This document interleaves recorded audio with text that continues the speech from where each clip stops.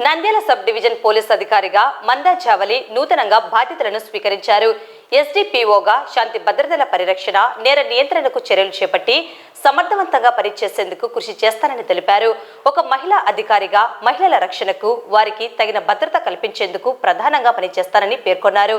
ప్రజా సమస్యలను ఎప్పటికప్పుడు తెలుసుకుని సమస్యలను సత్వరంగా పరిష్కరించేందుకు చర్యలు చేపడతానని తెలిపారు. నేర నియంత్రణలో భాగంగా ఎక్కడైనా నేరాలు జరిగినా తగు సమాచారం ఉన్నా తమ దృష్టికి తీసుకురావాలని సహకరించాలని కోరారు.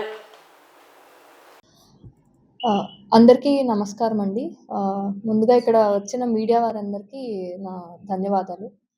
నా పేరు జావళి. నేను 2022 బ్యాచ్ ఐపీఎస్.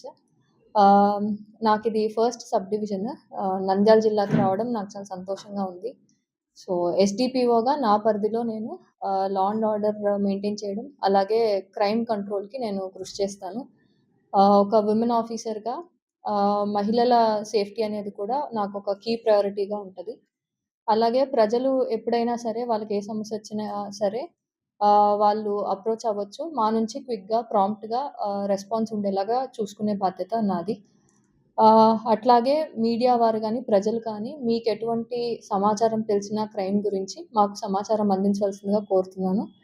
అట్లాగే మీడియా వారికి రిక్వెస్ట్ ఏంటంటే మీకు ప్రజల్లో అవేర్‌నెస్ క్రియేట్ చేయడానికి మీది చాలా ముఖ్యమైన రోల్ ఉంటది.